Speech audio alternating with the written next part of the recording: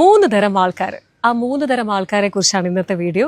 Emotionally നിങ്ങളുടെ ഒരു രഹസ്യങ്ങളും ഒരു കാര്യങ്ങളും അവരോട് ഷെയർ ചെയ്യുകയും ചെയ്തു. ഒന്നാമത്തേത്, അല്ലെങ്കിൽ എനിക്കിന്ന് വയ്യ, മൂഡ് അത്ര ശരിയല്ല എന്ന് നിങ്ങൾ പറയുന്ന സമയത്ത് എല്ലാവരും അങ്ങനെ തന്നെയാണ്, വിടളിയ എന്ന് പറയുന്നൊരു ടീമില്ലേ, അവര് ചെറിയ കാലം മുതലേ അങ്ങനെ ശീലിച്ച ആൾക്കാരാണ്. അതുകൊണ്ട് തന്നെ ഹേർട്ടായി എന്ന് പറയുമ്പോൾ അവരതിനെ വളരെ ചെറുതായിട്ട് കാണാനുള്ള സാധ്യത വളരെ കൂടുതലാണ്. അപ്പോൾ നമുക്ക് ഭയങ്കര സങ്കടം കൂടുമല്ലേ, അതായത് നമ്മുടെ ഇമോഷൻസിനൊന്നും ഒരു വിലയില്ലേ എന്ന് തോന്നില്ലേ. അതാണ് ആ ടീമിനോട് നമ്മൾ അധികം പറയാൻ നിൽക്കേണ്ട, കാരണം നിങ്ങൾക്ക് ഇങ്ങനെയുള്ള റിപ്ലൈ മാത്രമേ കിട്ടുള്ളൂ. ഇനി രണ്ടാമത്തെ എന്ന് പറയുന്നത്, ശരിക്കും നമ്മളൊരു കാര്യം പറഞ്ഞു തുടങ്ങുമ്പോണ്ടല്ലോ അതിനേക്കാൾ അപ്പുറത്ത് ലൗഡാക്കിയിട്ട് തിരിച്ച് അവർക്കും ഇതേ പ്രശ്നമുണ്ട്.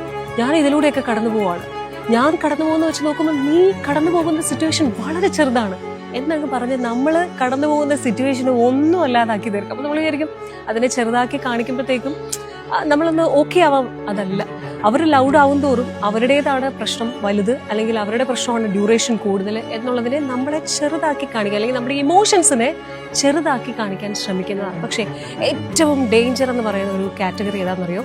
ഞാൻ ഈ പറയാൻ പോകുന്ന മൂന്നാമത്തെ കാറ്റഗറിയാണ്. ഇവരാണ് ഗോസിപ്പ് ചെയ്യുന്ന ആൾക്കാർ.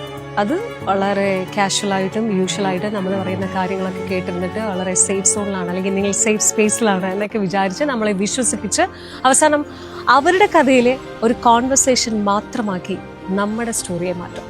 കിട്ടിയോ? അതായത് നമ്മൾ അത്രയും വിഷമത്തിൽ ആഴത്തിൽ അവരോട് ഷെയർ ചെയ്ത പല കാര്യങ്ങളും അവരുടെ കഥയിൽ, അവരുടെ കോൺവെർസേഷനിൽ ഒന്നാക്കിയത് മാറ്റും.